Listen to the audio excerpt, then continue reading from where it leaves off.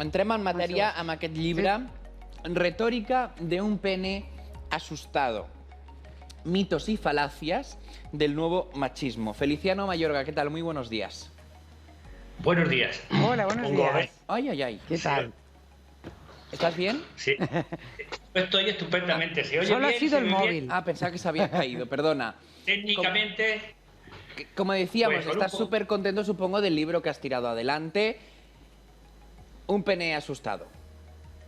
bueno, la verdad es que estoy muy contento del libro. Ahora hablaremos de por qué surgió ese título, un poco provocativo. Pero referente a lo que decía del patriarcado, me ha parecido un buen resumen, porque ya sabéis que hoy día pues, se está poniendo en duda la existencia del patriarcado. Claro. Claro. Y yo diría que como definición básica, porque el patriarcado es como vamos a llamar un virus que se adapta a distintas sociedades, ¿no? Entonces, en las sociedades formalmente democráticas, igualitarias como la nuestra, pues adopta unas características diferentes. Pero en general podríamos decir que es aquella organización social donde todas las esferas del poder, político, religioso, económico, familiar, pertenecen de manera exclusiva o mayoritaria a los varones. Y eso se puede demostrar, luego ya hablaremos, se puede demostrar perfectamente a nivel estadístico. Es decir, es un concepto operativo, empírico y demostrable de lo que es el patriarcado. Feliciano, ¿me permites que te tutee? Sí, hombre, claro que sí. Perfecto. Por favor. Tú eres Sí. profesor en la universidad, si no me equivoco, y este No. es el... Soy en un instituto, en un instituto, de disculpa. bachillerato. Esto, según me consta, es el motor para escribir este libro, ¿verdad? Efectivamente, este libro surge cuando observo que mis alumnos, con los que intento tener una relación muy directa, un trato muy cercano, muy cordial, pues empiezan a tener unas reacciones, vamos a llamarle así, unas reacciones extrañas. Por ejemplo, pues a alguno que se enfada y dice, bueno, yo no voy a barrer, yo no voy a fregar, porque tiraron un papel, no, eso que lo hagan las mujeres, que es cosa de mujeres. O empiezo a ver que mis alumnos se oponen, sobre todo los varones, se oponen a participar en charlas de igualdad, porque dicen que, como una objeción, que lo que quieren es la feminazis, así con esas palabras, adoctrinarlos. O, por ejemplo, veo que el término feminista, que antes estaba bien considerado y era motivo de orgullo, pues las chicas ya empiezan a no atreverse a decirlo y empiezan casi a avergonzarse. Entonces voy notando cómo se va creando una hostilidad en torno al feminismo y cómo muchísimos de mis alumnos están siendo completamente adoctrinados por los youtubers machistas, tiktok machistas, etc. Y ahí es cuando nace mi preocupación y quiero escribir el libro.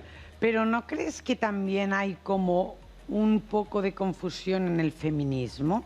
Es decir, sí que es cierto que se necesita el feminismo, pero hay un punto muy radical de feminismo que parece que entonces que haya odio hacia el hombre, y a lo mejor también eso provoca que el hombre intente destacar más. Esa es una pregunta interesante. Yo lo que he hecho con el libro, que es un trabajo de 2 años, es investigar de la manera más ecuánime si realmente los mantras o el miedo que existe, la alarma que existe entre los varones, tanto progresistas como conservadores, porque hay un estado de alarma generalizado, eso es cierto, y por eso el síndrome del pene asustado, que es lo que he utilizado, ¿no? Hay un miedo. Lo que he intentado es analizar si las distintas leyes de igualdad, sobre todo las leyes de igualdad, dan pie o dan motivos para que los varones nos sintamos tan a la defensiva. Y mi conclusión es que no. Aunque es cierto y tengo que reconocer, pues que existen corrientes minoritarias dentro del feminismo o feministas que a título individual utilizan pues un lenguaje a veces muy agresivo hacia los varones. Cierto. Y es utilizado lo que para mí no es una categoría, sino más bien anecdótico, y que a veces depende más del carácter que de la ideología, porque en los movimientos transformadores a veces hay personas que más por carácter que por ideología, pues enseguida utilizan un lenguaje demasiado grueso, como que todos los hombres somos potencialmente violadores, somos potenciales maltratadores. Entonces es verdad que existen elementos, pero desde mi punto de vista anecdóticos, que son utilizados por todo lo que es un movimiento organizado de carácter neomachista para incrementar la angustia de los varones y ponerlos a la defensiva frente a las leyes de igualdad. Porque independientemente de lo que diga una feminista u otra, lo importante son las leyes de igualdad. Es decir, claro. Porque manifestaciones podemos encontrar siempre de todas. Pues yo he ido analizando cada uno de los elementos, pues si hay datos para decir que hay denuncias falsas, si la presunción de inocencia masculina está en peligro, etcétera, y sinceramente no he encontrado eso de manera general, solo de manera excepcional. Y es un poco lo que reflejo en el libro. Claro. Me gustaría hablar también sobre datos, porque lo decías al inicio, tú notas en tus alumnos que tienen poco interés sobre temas de igualdad, que se niegan incluso a participar de según qué debates, esto nos lo has dicho tú, pero de hecho hay datos, gracias al Centro Reina Sofía sobre adolescencia y juventud, y lo leo textualmente, que más del 15% de los chicos jóvenes españoles y más del 8% de las chicas españolas creen que la violencia de género no existe. ¿Estos datos te dan miedo como profesor, como docente?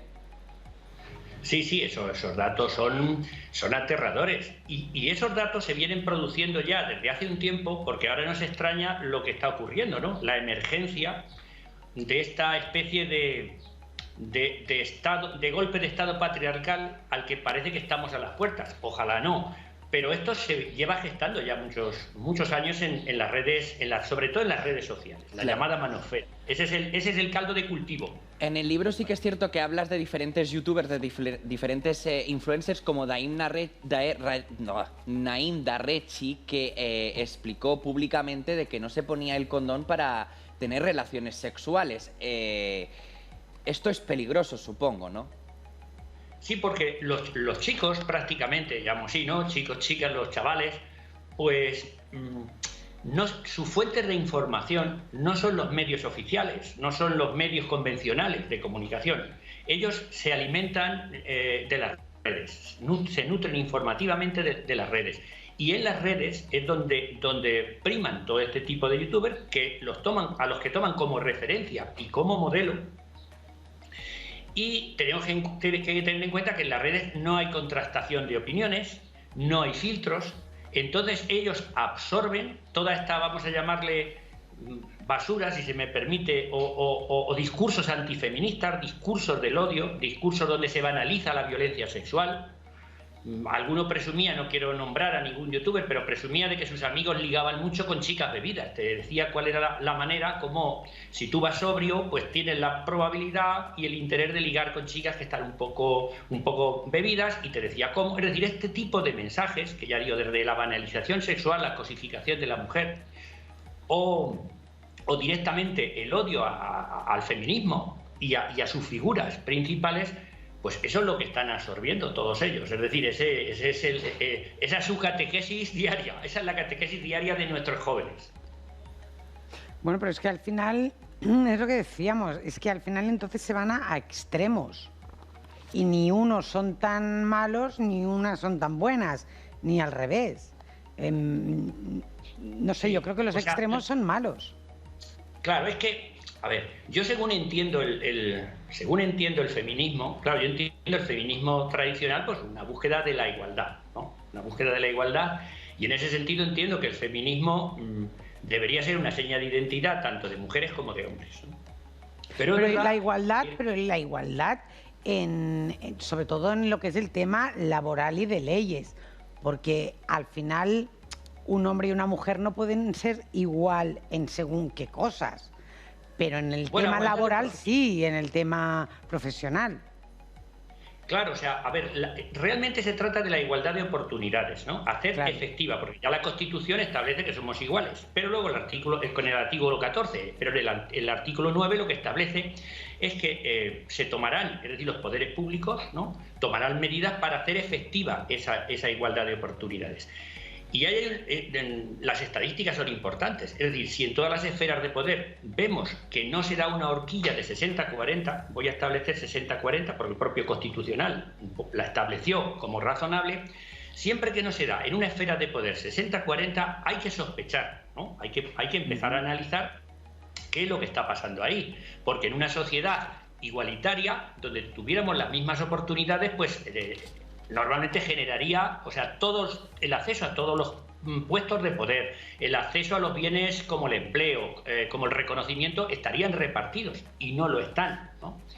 Y perdona, sobre la violencia de género, que antes has dicho, la duda sobre la violencia de género es que es una de las cosas más preocupantes y más actuales. Pero es que los propios datos la corroboran. Es decir, una mujer tiene 12 veces más probabilidad de sufrir violencia en pareja y un hombre 12 veces más probabilidad de ejercerla. Es que las propias estadísticas ya están diciendo que los géneros son relevantes en esa violencia. Eso me parece un dato importante, ¿no? Sí, sí, pero que no quiere decir que el hombre no tenga también maltrato. Claro, efectivamente. Porque los hombres a lo mejor son... es más visible, a lo mejor la mujer, porque es o psicológico o físico, y el hombre normalmente es más psicológico el maltrato que pueda recibir. Sí, o sea, vamos a ver, lo que hay que partir es de una cosa, que yo estoy de acuerdo con lo que estás diciendo, es que lo que no podemos partir, porque eso sería muy simplista, y es verdad que hay personas que han caído en eso, mujeres buenas, ángeles del cielo, y hombres malos, perversos y violadores potenciales. Efectivamente, no se trata de establecer quién somos mejores, mujeres y hombres. Por ejemplo, en el caso del maltrato, hay hombres que son maltratados, lo cual es, y no pocos, o sea, que hay muchos hombres también que son maltratados. Y es terrible la experiencia del maltrato, es humillante, es degradante. En ese sentido, no se trata de decir, no, que los hombres somos maltratadores, las mujeres son las víctimas. O sea, la idea de verdugo-víctima no es un discurso positivo. Lo que pasa es que es verdad que hay una diferencia que yo creo que hay que establecer, es la diferencia entre violencia directa y violencia estructural. Es decir, cuando una mujer maltrata al hombre, lo maltrata realmente haciendo un abuso de poder, sea por carácter o por cualquier otra circunstancia, sea a nivel psicológico, en cualquiera de las formas, está ejerciendo un poder sobre él, siente que tiene ese poder y lo ejerce. Y efectivamente eso ocurre, y no se puede negar que eso ocurra, y que es intolerable también. La diferencia es que cuando un hombre, un varón, maltrata a una mujer, ya no solo la maltrata individualmente, en el otro caso, no solamente es porque tenga un mayor poder económico o un poder físico, sino también porque hay un trasfondo, es decir, cultural, que es el machismo, ¿no? Hay una historia de dominación detrás que en cierta manera le reconoce al hombre la capacidad de imponer su voluntad en determinadas circunstancias. Por eso le llamo violencia estructural, es decir, y la prueba de que esto es así, desde mi punto de vista, es que cuando un hombre es maltratado, por ejemplo, el resto de hombres no se ponen a temblar, no se sienten aludidos. Sin embargo, cuando una mujer es asesinada o maltratada, el resto de mujeres sí que se sienten aludidas y sí que se incrementa su temor. Es decir, que hay un elemento, no sé si me estoy explicando bien, como colectivo, estructural, en el hecho de que el hombre maltrate a la mujer. Sí. Y a diferencia, y en el caso de cuando la mujer maltrata al hombre, que ya digo que es intolerable e inaceptable, no hay ese elemento estructural, es individuo a individuo. Sin embargo, cuando un hombre maltrata a una mujer, además de individuo a individuo, hay de grupo a grupo. No sé si he conseguido... Sí, pero hablando del tema del machismo, claro, sí. Es obvio que vivimos en un país machista. Yo hablo de España, donde, claro, si ya a lo mejor en el punto político ya lo hay, es difícil que se pueda hacer cambios, porque tú te imaginas, por ejemplo, que algún día pueda haber a lo mejor una presidenta de gobierno. Bueno, no lo descartaría. Realmente en el ámbito político es donde mayor nivel de igualdad hay. En parte también por la política de cuotas, es decir, por la obligación, no sé si de establecer unas cuotas en los partidos políticos, lo que sería el sistema este de cremallera, ¿no? Es decir, en las listas electorales, hombre, mujer. En ese sentido, que se hizo en su momento porque la mujer pues se le había socializado para quedarse en casa, ¿no? La política era cosa de hombres. En la dictadura me refiero. Por suerte vamos avanzando. Claro, eso digo, en la dictadura, pero sin embargo, gracias a este caso política de cuotas, pues se fueron igualando y ahora a veces en algunos ejecutivos hay más mujeres que hombres. Yo no descarto que pueda haber una mujer como presidenta del gobierno. No lo descarto, pero todavía nos falta un poco para eso. Pero ya digo que es de las pocas esferas donde hay más igualdad, porque si te vas al ejército, si te vas a los jueces, si te vas al poder económico, si te vas al poder cultural, la RAE, los Goya, etcétera, prácticamente en eso la representación de la mujer es claramente inferior a la representación del hombre. Entonces falta mucho por hacer. No, claro. Y hay personas muy nerviosas que van a intentar que se haga. Y que si hay tanto un hombre como una mujer con la misma titulación, el mismo rango y tal, por desgracia, un cirujano y una cirujana no habrá la misma igualdad de sueldo. O sea, siempre habrá una diferencia que no debería ser. Sí, efectivamente. El tema de la brecha salarial es algo que niegan también los neomachistas, porque ya digo, no hemos hablado mucho del neomachismo, pero el neomachismo... Es lo que yo quería hablar de este concepto, sí. Vale, pues ahora entonces dejo lo que iba a decir, pero es verdad que no quiere decir que las mujeres estén cobrando menos, que a veces creo que se confunden, por el mismo trabajo en la misma empresa, la misma jornada. Eso es ilegal y fácilmente denunciable, eso es minoritario. El problema se produce más, por ejemplo, en que aquellos trabajos más feminizados, donde hay más presencia de mujeres, siempre suelen cobrar menos, es decir, se suelen valorar menos las capacidades femeninas que las masculinas. Es decir, los sectores donde hay mayoría de mujeres suelen tener, por término medio, menos salario que los sectores de los hombres. Y el acceso, por ejemplo, pues sí, el techo de cristal, ¿no? El acceso a los puestos de representación, donde hay más recompensa y más visibilidad, todavía sigue estando bloqueado para las mujeres en igualdad de condiciones con los hombres, sí. Pues queda dicho, Feliciano. Me gustaría hablar ya, por último, y ya para acabar, que nos quedamos sin tiempo, sobre este concepto neomachista. He buscado el significado en la RAE, no existe, pero sí que es cierto que podría venir siendo una cosa como miedo a la igualdad y una nueva manera de machismo. ¿Estás de acuerdo con esta definición? Es realmente, todavía el término es un término nuevo, que alude a una nueva variante del machismo, ¿no? El machismo se va adaptando a las distintas sociedades. En ese sentido, a veces lo llamo como virus, ¿no? El virus patriarcal. Entonces, en nuestras sociedades formalmente, ya digo, igualitarias, ya no rige con los mismos esquemas que las anteriores. En las sociedades anteriores, directamente se aceptaba que el hombre es superior a la mujer. Sin más, se aceptaba, luego se justificaba, ¿no? A través de la religión, la filosofía, etcétera, ¿no? Y hay muchos grupos que todavía mantienen eso. Pero lo que yo defino, simplificándolo mucho, con neomachismo, es la negación de la desigualdad.